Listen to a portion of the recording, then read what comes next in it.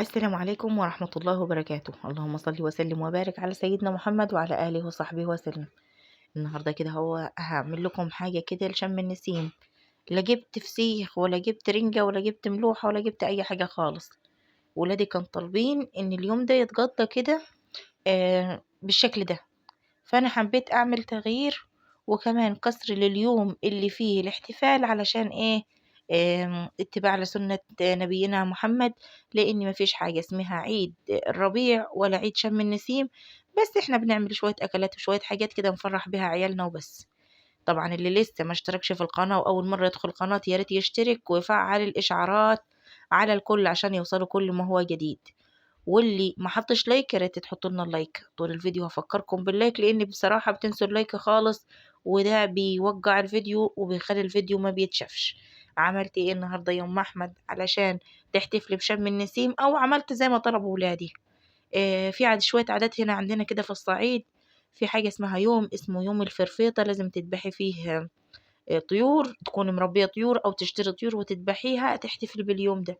في كمان يوم تاني اللي هو يوم شم النسيم أو اليوم العيد الربيع ده اللي هو اسمه الحميرة. لازم تعملي تصحي الصبح بدري وتكسري راس بصلة على عتبة الباب، بيقولك ده ايه، يجلب الخير ويجلب الرزق ومش عارفة ودي لا يعني خرافات.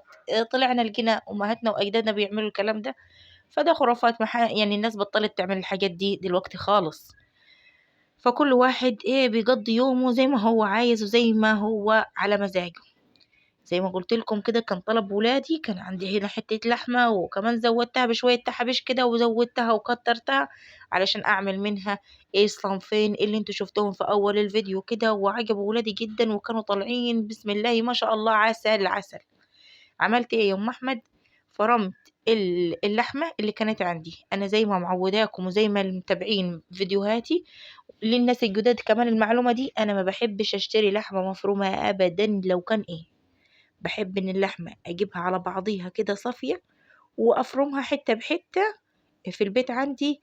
أو اللحمة عندي كل ما أطبخ وعارفة إن ولادي ملهمش في اللحمة يعني قد كده، باخد من كل مرة بطبخ فيها لحمة قطع من اللحمة تكون حمرا وأعينها في الفريزر، ويما يتكونوا معايا أعمل منهم الأصناف اللي بيطلبوها ولادي واللي يحبوها ولادي. واسم كده عوضتهم عن عدم أكلهم للحمة في أكلات تانية هما بيحبوها. هتعملي إيه؟ هعمل أكلتين والله أحلى من بعض وكانوا تحفة. وكانوا بصراحة في اليوم ده يعني حاجة كده اللهم بارك، عسل عسل عسل. قبل ما أبدأ في أي حاجة خالص مسكت البوتاجاز بتاعي، مسكته وغسلته غسلة معتبرة ولمعته عشان أشتغل كده على رواقة وعلى نظافة. عملت ايه؟ زي ما انتوا شايفين فرمت اللحمة، حطيت المية على النار عشان اسلق المكرونة، عصقت اللحمة زي ما انتوا شايفين، وعملت البشاميل. كل الحاجات دي انتوا شفتوها معايا وعارفيني انا بعمل الحاجات دي ازاي. تمام. الفكرة ان انا بوريكم في اليوم ده، مش شرط تعملي مثلا فطير مشلتت، تعملي اللي هو بريوش، تعملي بيض ملون وملوحة وفسيخ والحاجات دي، على حسب ما ولادك نفسهم تهفهم على ايه. بتجيلنا اوقات لا عايزين نفسنا ناكل اليوم ده شوية ملوحة كده على شوية رنجة على شوية حاجات كده، بصوا على حسب ما الواحد نفسه بتطلب ايه. تمام. وعلى حسب المتاح عندك. طب افرضنا الميزانية بتاعتك ما تستحملش ان انت تروحي تجيبي فسيخ بالشيء الفلاني اللي هو الملوحة كده المخلية، ولا الملوحة التانية دي انت هتخليها في البيت و... وتجيبي بيض وتجيبي دلوقتي علشان تعملي احتفالية. ما بلاش نقول عليها احتفالية، علشان تعملي الحتة ان انت تفرحي ولادك بشم النسيم ده وتجيبي بيض وتجيبي البيض دلوقتي بمبلغ، والبيض دلوقتي وصل 6 و7 جنيه، ربنا يرحمنا. و وكمان الفسيخ وكمان الرنجة كله ده غالي جدا. فاحنا بنعمل ايه على حسب ايه اللي موجود في البيت وعلى حسب ما احنا عايزين ناكل ايه وعلى حسب ولادنا ما عايزين ايه. وكمان عشان نكسر العادة ان احنا ما نكونش احتفلنا في اليوم ده نفسه، علشان ما نكونش اتبعنا آه، حاجة غير سنة سيدنا النبي عليه أفضل الصلاة والسلام. وصلتوا للحتة دي؟ صلوا بنا على النبي وما تنسوش اللايك. ادين كل شويه افكركم باللايك، علشان في التعليقات بيقولوا لنا ايه انت ما بتفكرناش باللايك، عشان كده بننسى اللايك. انا كل شويه هفكركم باللايك. عصقت اللحمة بتاعتي، وكنت حاطة لها بصليتين وفلفل، وحبشتها تحبيشة حلوة كده، وضربت لها طماطم في الكبة، يعني بشر كده خفيف، طماطميتين تلاتة مش كتير. وعصقتها وبدأت اهو اخد البشاميل. البشاميل المرة دي عاملاه البشاميل السريع. كان عندي لبن، زودت عليه مية، حطيت عليه حوالي 4 معالق أو 5 معالق من الدقيق، معلقة سمنة، فضلت أقلب على النار بمكعب مرق وشوية فلفل أسود مطحونين، وعملت البشاميل على الهادي كده سريع، وكان حلو وكان جميل وكريم وزي الفل. والمكرونة دي كنت بالمرة أنا جايباها فلت. زي كلكم شطار وبتعرفوا تعملوا المكرونة بالبشاميل زيي وأحسن كمان. انا بس حبيت اديلكم فكره، وحبيت ان انا ما احسسش اني حد، لا احنا ما احتفلناش في اليوم ده، اصل ما جبناش، اصل ما عملنا. ممكن باقل حاجه من اللي عندك تعملي لك اكله حلوه كده.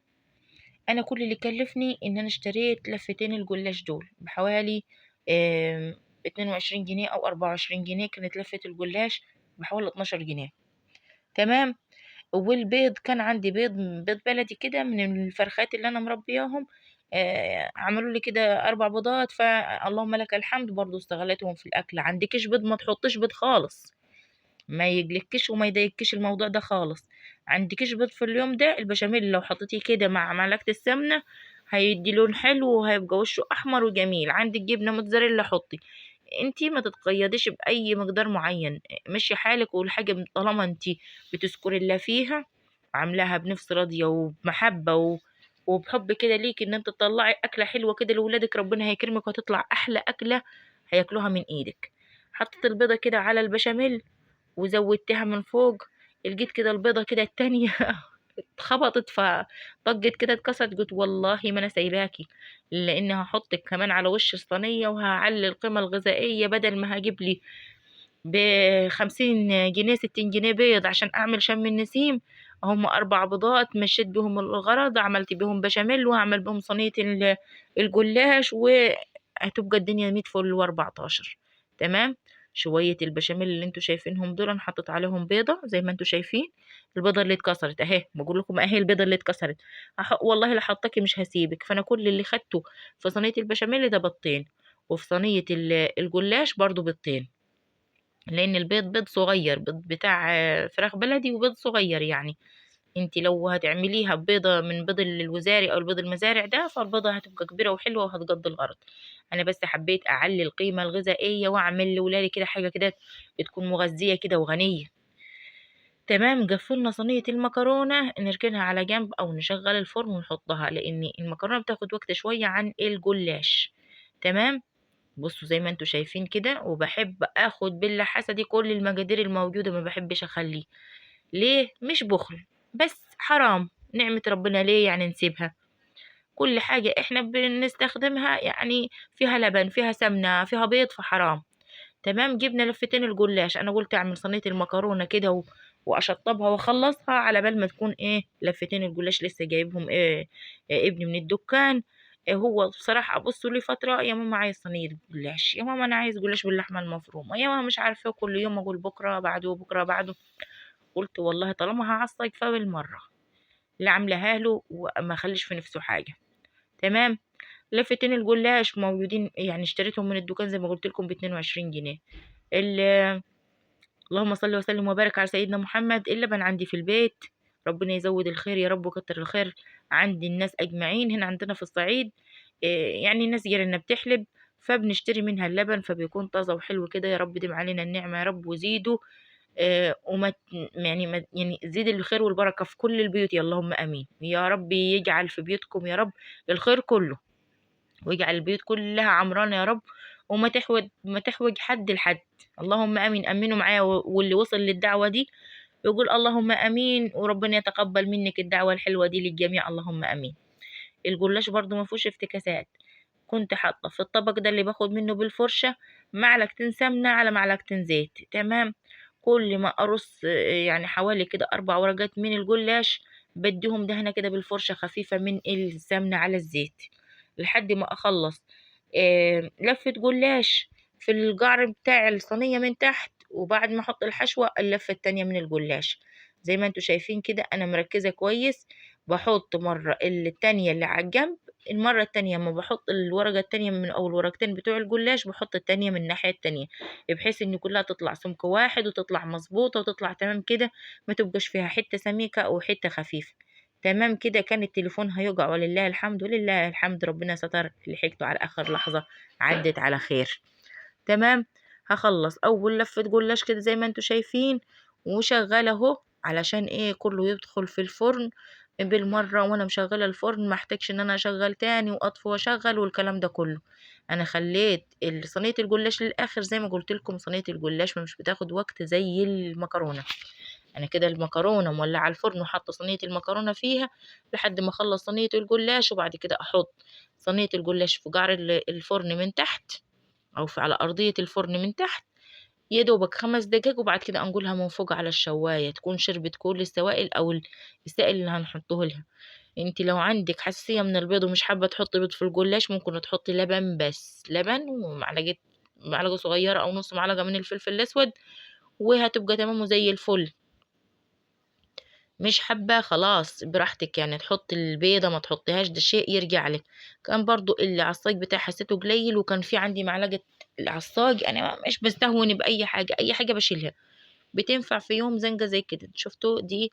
كنت عاملة مكرونة قبل كده من فترة، مكرونة باللحمة المتعصجة اللي هي طواجن دي زي اللي بتتباع في المحلات، ففضلوا مني معلقتين، قلت لا والله لا انا شايلاهم وهينفعوا، وفعلا نفعوا في الوقت ده. ابصوا، خدتهم وزودتهم على العصاج اللي كان عندي، وكانوا زي العسل بصراحة.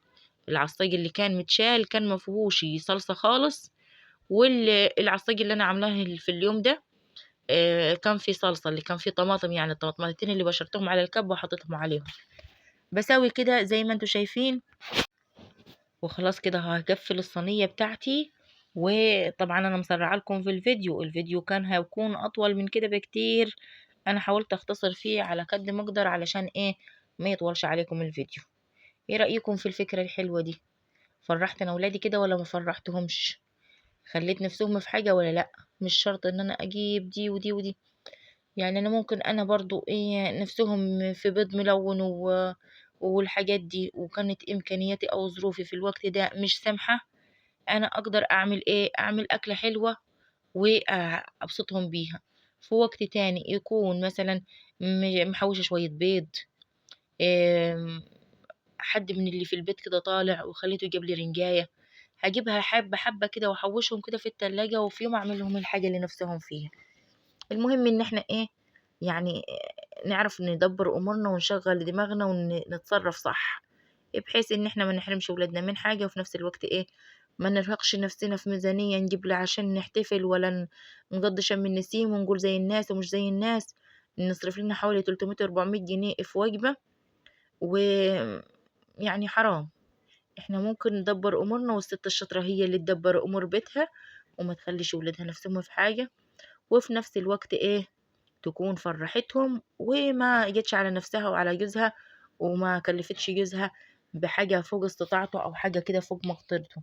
كلنا عارفين إن دلوقتي كل حاجة غالية والأسعار غالية، فاحنا لازم ايه نمشي أمورنا. جبت هنا كوباية لبن، حطيت البيضتين الفاضلين معايا، هما كانوا 4 بيضات، حطيت البيضتين معانا. ممكن تعمليها من غير بيض وهتبقى زي الفل، يعني على ضمانتي، وانا يعني بكلمكم ثقة اني ممكن تنفع من غير بيض، بلبن بس وعليها شوية فلفل اسود وحبة ملح وبس.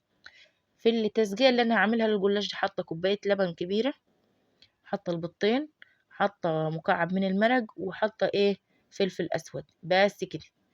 ايه ضربتهم زي ما انتوا شايفين بالشوكة كده بالشكل ده. هقطع الجلاش، لازم يتقطع، ما ينفعش ما يتقطعش.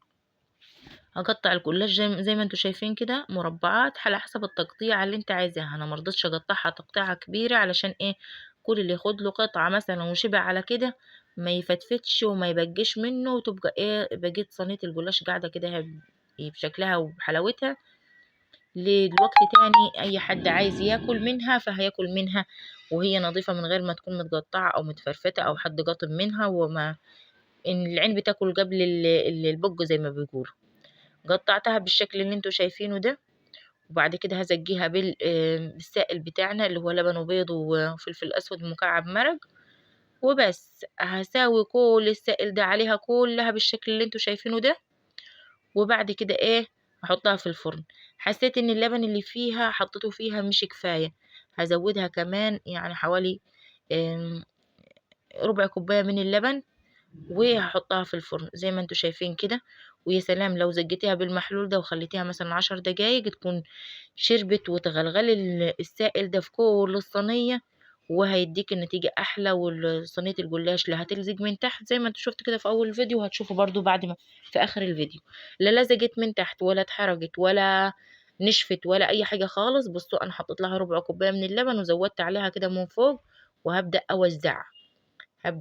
كل السائل على الصينية كده، وخليتها يا دوبك 5 دقايق وحطيتها في الفرن.